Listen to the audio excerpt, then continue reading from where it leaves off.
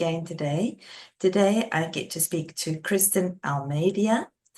She's the mother of two amazing kids, Emma, who's 25, and her son Tyler, who passed away from SUDEP, sudden unexpected death in epilepsy when he was just 17. He died on the morning of her 43rd birthday. Back in 2019, Tyler was in a snowboarding accident. He hit a tree hard enough to break his femur and had to be medi-flighted to Dartmouth Hitchcock. What we don't know, what they didn't know at the time was that he had suffered a brain injury which went undiagnosed. After that day, everything about him changed.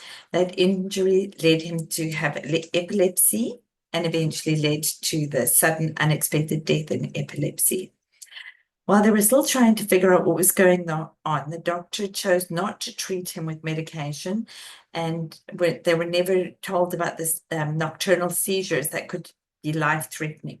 They didn't know about SUDEP, that it existed until it was too late. I've heard of Cameron Boyce, who died of SUDEP, but they assumed that this was going to be more than an ongoing situation, nothing like theirs. Now I share, Now Cristin shares Tyler's story to raise awareness, because no family should be blindsided the way they were.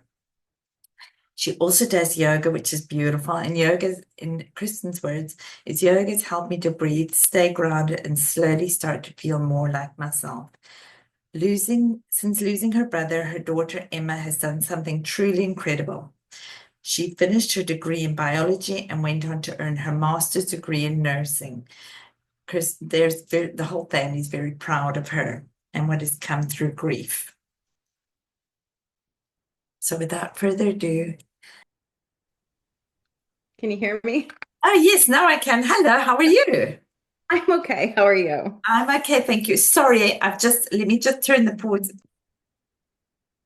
Okay, Kristen, thank you so much for joining us today. And please, will you share your story with us about Tyler and about your family, and just share about Tyler and the sudden death with epilepsy, please? Sure. Yeah.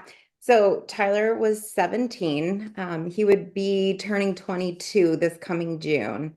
And let me tell you about him first, because his accident is only, and what happened to him is only a blip in time. So, No.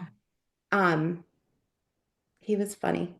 He was so smart. He believed in like things that you wouldn't think a 17-year-old would, just about science and space and the universe and, what you put out, you get back. He was a jokester. He scared me all the time, literally in my house, like creeping around the house, with spiders, with snakes, anything smaller than a dog, he scared me with. He was a daredevil. That's kind of how that, ended up happening. But he loved a thrill, anything fast, anything fun. And he was my only son. I have a daughter, like I told you, and he was a mama's boy. He and I had a connection I can't describe, and only another mom would know that, right? It's the Perfect. only, yeah, I can describe it as just, always felt him, whether he was here or he was out. Um, Even when he was little, like a baby, I could be holding him and having a conversation with you, but he wanted my head to be turned to him. Yeah. Like we were just like that. And he was close with his dad. He was close with when I say he had best friends, I can't even give you like one particular because he had so many best friends. So he died in 2020 during COVID, on my 43rd birthday, the morning of my 43rd birthday. And a year and a half prior to that, he was snowboarding up north. I'm in Nashua, New Hampshire, and he was probably about 2 hours from me. And the night before he was going, I didn't want him to go. And I just had a Or bad feeling. intuition. Yeah. Yeah. And his response to that was, Mom, you always have a bad feeling. You always. And I'm like, you know what? You're right. But it was still in the pit of my stomach. We were coming off of winter break, February break into March, and we didn't do anything with the kids that year. And so my mom guilt kicked in and I let him go. And he was gone before I woke up. His Oh, girlfriend and her dad picked him up early, and at 1:30 on the dot, his phone rang. And I looked at it and I was like, "Oh my God, what happened?" So I picked up the phone. I actually said, "What happened?" And it wasn't him, it was his girlfriend. And she said, "We think Tyler broke his leg." And I apologized to them because I'm like, I had a bad feeling. I shouldn't have let him go. And when I think of break your leg, I think of like your tibia or like your ankle area, not the hardest bone in your body. And we were kind of playing phone tag. My husband was at work an hour away. And at some point, I talked to him. He said he felt okay. Um, but I think the adrenaline had already kicked in and he just had no feeling at that point. And then I got another call that said they're sending a helicopter. And I was like, wait, what? Why? And that's when I heard it was his femur. And like, I know where a femur is, but in the moment, I was like, where the frick is the femur? I don't know what a femur is at that yeah. moment and how the heck he broke it. So, the hospital that they brought him to was about 3 hours, 2.5, 3 hours from me. And my husband was an hour from me. So for him to get here, once he did get here, I said, get out of the car. I'm driving. And I flew up to it's on the Vermont border. It's up there. Um, and I flew into the emergency room like a crazed person, thinking, my son was like in a coma or whatever. And when they let me in, he was just on his phone. He didn't have a neck brace on. He was sitting on his phone and he seemed fine. And I kept saying to them, how's his head? What about his head? And they kept saying, his head is fine. His head is fine. The trauma team was there, ready to go. They're like, we need to get him in soon because if his leg moves, it could pierce his femoral artery and he could bleed out. So we need to get this done. And I said, okay, but what about his head? I think I asked like 7 times and they just kept saying his head was fine. So he came out of surgery fine. The doctor actually came out and told me that his bone was so hard that when they had to tap, they put a rod in his leg, and when they tapped it in with a metal hammer, that a piece of the metal broke because his bone was so hard. So you can only imagine him hitting a tree, how hard he had to hit it for it to break his leg. And it was directly in half. Like if you looked at the x-ray, it looked like a saw broken in half. And he was home in 2 days and he was walking right away. And then it was a little bit after that, like a few weeks, I noticed like under his eyes were dark. My dog stopped sleeping in his room, which was really strange. You could look at all of our bedroom doors and see the scratches are more on his door because Yeah. that's where he belonged. And the first thing he started complaining was sweating. He started sweating profusely. And I'm like, that is so weird. So at the time, his regular pediatrician that we took him to, we got a letter saying that she was leaving the practice because she was dying. So I said, you know what? This is probably, I know it's like one thing after another, but it was probably a good idea for us to switch to the pediatrician up here because we were in Massachusetts, a Massachusetts pediatrician.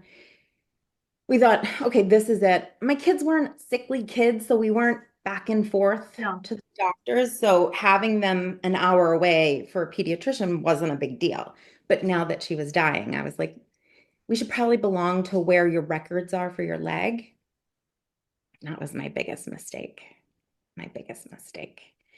So the new doctor we saw, I brought him in June. So this is maybe 3 months after the accident. And Tyler was very honest with the doctor, and he told him that he smoked marijuana. And I mean, I'm not a fan of kids doing that, but if we're gonna choose kids drinking alcohol, I was going with, Yeah. and I believe me, I fought with him all the time about it because I'm Yeah. like, I spent 9 months making your lungs, bud, Yeah. like Yeah. Yeah. I made them. And then he would respond with, well, you made some cells. I did the rest because he loved to come Yeah. back with like a science explanation for everything. So over time, that was 2019, over time, things just kept getting worse. Like his grades were getting worse. He was saying he was having these like deja vu episodes. The sweating. He started smelling things that he couldn't explain, tasting things he couldn't explain. So I kept bringing him back. He was losing weight. And I'm just like, what the heck is going on? Um, and then we ended up seeing a therapist because his attitude was changing, grades. And I'm like, it's got to be what the doctor said. He's smoking marijuana. And Yeah. um, so he told the therapist, we have records of him saying, I get these deja vus and it makes my head feel funny.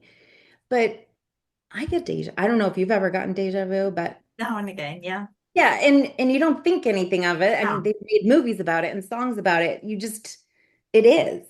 But it was how he could put into words what was happening to him. So I don't necessarily think it was deja vu. It was actually mini seizures he was having. And the best way he could describe the feeling was deja vu. So at some point, his pediatrician, the new one, wanted to put him on, I don't know, something for ADHD. And I was like, I'm not for or against it. I'm actually for whoever needs it. And I Yeah. don't want to deny a child help. Mhm. But my gut was like, something's going on and you want to give him a stimulant. And so I held it in my hand. I took the prescription and then COVID happened. And I was like, you know what? I don't have to worry about this right now because he's not going to school. I don't have to deal with like homework and schoolwork and whatever. We dealt with it here, but not with a bunch of kids. Do you know what I mean? Like Yeah. Yeah. distractions. So, the deja vus were getting worse and getting worse. And then he would say, Mom, I threw up on my floor. And my house isn't big. You can get to the bathroom if you needed to. Mhm. Um, and he was just like, I woke up and there was vomit on the floor. Or he'd wet the bed.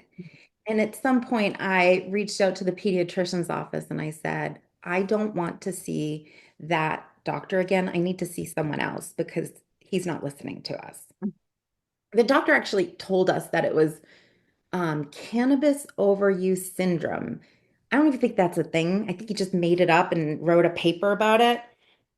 So we saw a nurse practitioner and she was wonderful. She got us to a neurologist and we thought we were on the right track. And then Tyler had a big seizure on Halloween of 2020 that we witnessed. There were people here, and the plan was to have like more testing done. And even after that seizure, the doctor chose to not put him on medication. Oh my goodness. Yeah. And he had an MRI on November 6th. And on November 9th, 8th or 9th, she said to me, I didn't see anything on the MRI. So we're just going to have him not drive for 6 months and see how he does. And I was like, well, what about all this stuff that you wanted to do? And she was like, well, let's just wait and see. And he died a week and a half after that on my birthday. Yeah. I mean, it doesn't matter what day it's Yeah. just, Yeah. you know It's how just, many times you say your birthday, like you go to the pharmacy, you go to yeah. the doctors, anywhere you go, you just say your birthday all day, every day. Yeah. So it's just been complete, utter hell Yeah. for the last 4 years. So, and I know you know that. Yeah. I'm so sorry. Yeah. It's it is. It's a living hell. And yeah, it is just our path now. But I am happy to hear that you've been using yoga. Please tell us about that. So about a year, I kept thinking about yoga after he died. I was like, I need to move, but I literally couldn't move. I laid in bed Oh. for a good year, Hmm. and then I'd get up at like 4, and then I'd go down the street to the restaurant where I know all the bartenders, and I would sit in there and eat and drink and eat and drink and come home and go to sleep and do it the next day, 4 o'clock down the road. Um, and then my friend, one of my best friends, she actually booked this yoga studio on, I think it was a Saturday in like January, and like she did it for my friends and my family just so we could, I don't know, find some sort of like calm. And I got COVID that night. So I didn't end up getting to like start yoga at that Yeah, point. yeah. The whole time I kept thinking, I need to go back there. I need to go back there. And I joined my studio. And at first, it was very hard. I would just lay there and cry. And I don't even know if anyone saw me or heard me, but I would just lay down and just cry. And then it was like, keep going, keep going, keep going. And I don't know if I've told the owner, but it's saved my life. I truly believe it saved my life. And movement. Yes, Yeah. yes. Do you know what type of yoga you're doing? So I just do gentle. Uh-huh. Like a It's whatever. restorative or hatha or So yin? I'll do restorative. So they have restorative on Sunday nights at Hmm. like 7 to like 8:15. I'll do that, but just a gentle flow. Hmm. I've done hatha, which is fine, and vinyasa just doesn't serve me right now. Hmm. Physically, it's not what I need. I don't need Yeah. it for some sort of fitness. I need it to calm my nervous system. Yes. So, I mean, every person who I go to throughout the week, their version of gentle is a little bit different. Some of them are a little bit more challenging than others. Some are just like ground, you're staying on the ground, Uh-huh. which is fine Yeah. too. But I do like the variety of gentle. Yes. So I'm not competing with the next person. We're not looking at each other. I don't know what they're going through. You know what I mean? We're all just there for some sort of nervous system calming. Yeah, that's exactly what yoga does. It does calm the nervous system. Well, particularly the more gentler practices. Yeah, yeah. You know what, you're I think this third lady well, yeah, that I've heard that says that uses yoga. I mean, that's what like saved me because Dakota and I had started our teacher training together and then I finished it for us. But yeah, I couldn't have managed without yoga. Like you said, you lay in bed for a year, you can't move, Yeah. then eventually getting up and doing a bit of yoga and like, okay, this can help me. I can, And I forgot to even mention, so during this whole process of trying to figure out what was happening to Tyler, I had to have emergency spine surgery. So September of, gosh, it's just it's a one. hell of a thing you've been through. I've been through a little bit.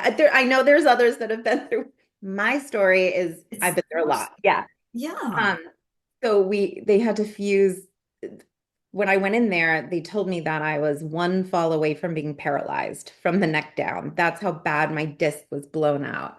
So they went in through here, they fused it. And while I was in the hospital, I was in there for a few days, and Tyler had called me and he was like, Mom, I had that feeling again. I woke up and I threw up, and I was like, Dad's home.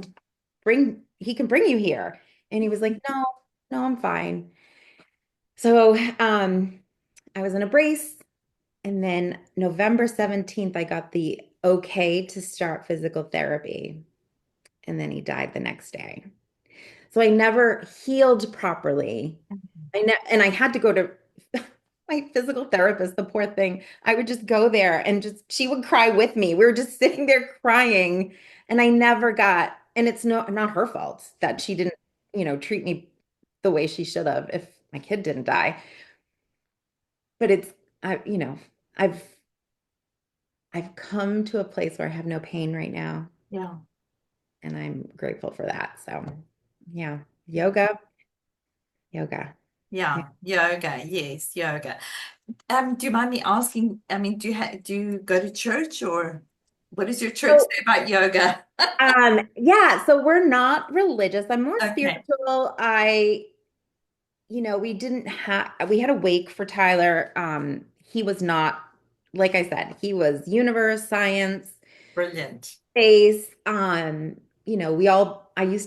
I sold Bibles for 7 years as a job. That was my job for a while. So I was in the religious world, and I believe Jesus was a wonderful human. Yeah, I think he has brought a lot of people together. Some people not for good, yeah. but his purpose is for good. Hmm. Um, yeah, we don't go to church, and I've gone back and forth, but Hmm. I feel like yoga is a little bit of my church. Yes, yes. I know that you are more religious. Yeah. Oh, Yeah. I would say it's spiritual. I feel like a Okay. Christian and more but my church was so against it, and eventually I just said, okay, you know what? It's either yoga or church, and okay. They were against yoga. Yeah, we weren't allowed to do that, if not to. Oh my goodness. Yeah, but No, look, I that's no. So I you just wanted to.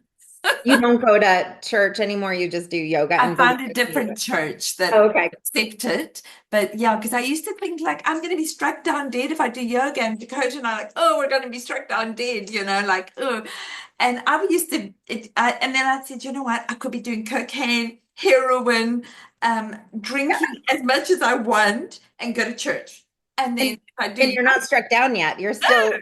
I You're think still Jesus must have done yoga. I don't know, maybe I'm gonna. uh, he wore no shoes. He's walking around and you know. Exactly, yeah.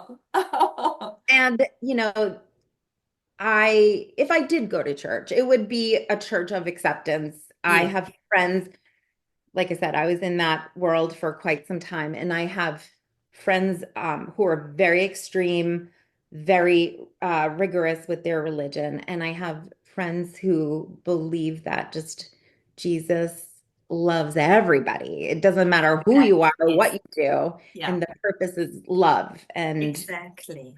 And when people talk about God and Jesus and whatever, and I talk about the universe and everything, we're saying the same thing. We're just using different words. Oh, yes, You yes. know what I I'll mean? send you a fabulous podcast after this, but yes. So please tell me, how are you bringing awareness to the epilepsy situation? Well, I'm new to it. So I kind of, Tyler wasn't officially diagnosed because she didn't diagnose him. Um, so I kind of just didn't know where I fit in the epilepsy world. So I stood back.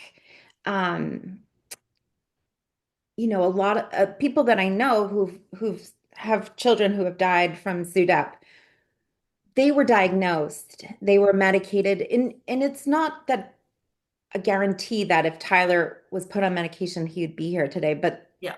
likelihood he would be. Um, so I just didn't know where I fit in. Do I advocate for epilepsy? He died, and then I was like, what the heck happened? And if I didn't see the seizure on Halloween that year, I wouldn't have known, until we had the autopsy, but which confirmed he died of SUDEP. So I'm starting now. So I was recently interviewed, maybe like 3 weeks ago, 4 weeks ago, for another podcast, which is a wonderful podcast that I do want to recommend. But I'm starting now, 4 years later, trying to Yeah. educate if as much as I can, make people listen, because the people that I do know whose kids have died from SUDEP, they were never told that this could happen. Oh, And it's 1 in 26 people will be diagnosed with epilepsy. So if you know 26 people, one of them will be diagnosed with epilepsy. And 1 in 1,000 people will die of SUDEP. That's a lot of people. yeah, yeah, it is. It is. And I just, I didn't want to be an advocate for this. I Yeah. never wanted that. But here I am. And I feel him saying to me, Mom, you need to save someone else. I love that. I love the messages and that we get from our kids. And yeah. Yeah, I get a lot. We things happen in this house that, and I don't know where you stand on, hearing things or seeing mediums Oh or my gosh. I don't, for myself, I don't, I think I've seen one person, one medium, but for me, I went on have you ever heard of a Vipassana retreat? I don't think so, no. Okay, it's a 10-day silent retreat, and you go there. And on that 10-day silent retreat, I was in touch with Dakota. And I know it sounds crazy, but I know as a mom, you will understand this. And I went to the teacher, and because you're not allowed to talk except to the teacher, and I said to him, "Listen, I've been in touch with my daughter. She's been in touch with me." And he said, "They are on their side, you are on your side. We're going very deep into the mind, but you just stay on this side of the veil." And so I said, "Okay, I'm learning all of this. It's new to me." And but it helped me so much just knowing that. And then I feel, okay, well, if this happened once, I know that it can happen more often. And also I can literally, sometimes when I get on the mat, I can feel Dakota with me. So I know so many people think, okay, she's just crazy, whatever. I can feel Dakota with me, and I know that I get signs and, you know, Thank you. yeah. So, I mean, I think, all of us grieving moms, I think we either go better, better, or bitter. And, better, better, better, better, or bitter. Yeah. Yeah. And I And I think, think I was all of those. I was all of those at different times. So of course. But you know what? I just feel it doesn't matter. I'm happy feeling that I'm in touch with Dakota, and I feel okay. I feel relaxed, and I feel she's with Jesus, and so I don't have to worry about her anymore because I know where she is. yeah. What were you going to say? Noah, the meeting's going to end in a few minutes, but let's wrap this up. Please tell me what you can recommend for other. Okay, I have it listed. So I love Always Andy's Mom. Yes, my favorite. Marcy Larson, I couldn't get out of bed until I listened to 5 episodes. That's 5 hours of Yeah. listening. I'm friends with her on Facebook. She's amazing. And Yes, I love Marcy. yeah, she's great. There's also the All There Is with Anderson Cooper. Okay. Yeah. That one, oh, his heart is just so beautiful. And then the podcast that I was just on, his name is Mason Sawyer, and it's called the 1090. So the number 10 and then spelled out 90 Yeah. podcast. Have you heard that one? No, no, but you know what, if you send me the links, I'll add them all in here below the right. Okay. Yeah. Yeah. Um, and some of the books that I've found that helped is Finding the Words from Colin Campbell, Shattered from Gary Rowe, Read that one. Yeah.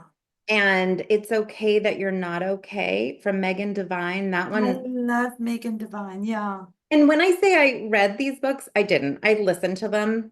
Yeah. And I don't know if you had this problem, but when Tyler died, I couldn't read. I thought I had a stroke. I went to the doctors and I was like, something's wrong with me. Mhm. And I didn't realize that grief could actually scramble your brain to make you think you had a stroke. Yeah. So Audible has saved me, and these books have helped me. These podcasts have helped me. Listening just Yes. helps me. And I Yes. can be busy. I could go for a walk and listen, and it helps heal my heart. So Yes, yes. I feel exactly the same way. I'm only really getting back into reading a bit now. mm, Yeah, audiobooks and podcasts, I just put them on and do my thing. I couldn't manage. And Marcy, mm. she's beautiful. I love Marcy. She came because I teach online yoga, and she came for like a 6 week session with other grieving moms. It was good. It was really good. Do you Yeah. know, and I don't know if a timer's, oh, we have 7 minutes. Okay. When Tyler died, when I found her podcast, when I found out that she was a pediatrician and he was an anesthesia, or is, they're both they're still current jobs, an anesthesiologist, and they couldn't even save their sweet boy. That, because Tyler died in my house, we couldn't save him. And, you know, my husband doing CPR on him, which is also a strange thing that happened. My husband has never taken my birthday off in 27 years of us being together. And for some reason, he was home that day and he took off my birthday. Um, and I do believe if he wasn't, I probably wouldn't be here today. I do believe that. Um, Along with my daughter. No, That's a different thing, but hearing that two doctors couldn't, and I don't want to say that like being dismissive to their abilities, but I don't have that skill. I don't have that, schooling and training, and we couldn't save Tyler. no, They couldn't save Andy. It made me feel like I wasn't alone and no, feeling so hopeless and like I let him down because you give birth and you're supposed to save, like, keep them alive every day. And yeah. sometimes my husband would come home and my house would be dirty and he'd go, "What did you do all day?" I'm like, "I kept two kids alive." That was I love I did that. it. I did. And then I didn't. I couldn't. So that is it really kicked me hard. But listening to Marcy, listening to the anyone who comes onto her podcast, it just made me feel like I wasn't alone. Yeah. Yeah, Yeah. yeah, And yeah. that's why I love these. And sometimes I talk back when, no one can even hear me, but just like, yes, girl, yes, I know that feeling. Do the same thing. My Yeah. husband laughs at me. Who are you talking to? Be on the But podcast. I'm grateful for them that we're in the age of this type of technology that we can Yes. reach each other. That you're in Mexico, I'm in New Hampshire, and we can still reach each other. And I think we followed each other on Instagram first because I was like, I need to go to one of these retreats because you do Oh, host yes, too. yes, I do the Yeah, retreats. Yeah, yeah, yeah. yeah, I And I'm do. like, someday I'm going to get to one. But Yeah, I did yeah. just get back from a retreat in Sedona, which was great. Yes, I believe the one in Sedona is very, really magical, that place. Yeah, The yeah. energy there is. And I went with Maureen Hancock, who is a medium, Uh-huh. and it was just and that's when we communicated about this, and I Yeah, couldn't do it yeah. yet. I Well, was I believe that it's like the energy there is like it's one of the Earth's chakra places or something. So yeah. it's really magical, I've heard. There's a photo that this woman showed us about the magnetic field over Yes. it, and it shows, the areas around it, and over Sedona is like super powerful. I felt the calmest I've ever been there. Yeah, Was Oh, I just I want to go back. I can't wait to go back. And I just beautiful. love Mexico. Whereabouts in Mexico are you? I do them in the Caribbean, either Oh, in Akumal or in Port Morelos. oh, okay. Yeah, yeah, and it's beautiful. It's really beautiful. So, I mean, but I love Mexico. I feel it's a great mix between Africa and Canada. So, We got married in Mexico, and we do go back every year for lovely. my birthday and Tyler's anniversary. So we go back. We're there for a week in November. Yeah. Nice, nice. Anyway, we better wrap this up. It has been so lovely talking to you, Kristen. Thank you so much. I really appreciate it. You, Erin. It was good to Okay. meet you in on this stage. Yes, in real life. Well, Yeah. it's sort of like in real life. We'll give each other a hug one day. All right. I hope so. All Yes, we right. will. Take Have a care. good Thank you day. so much. Bye.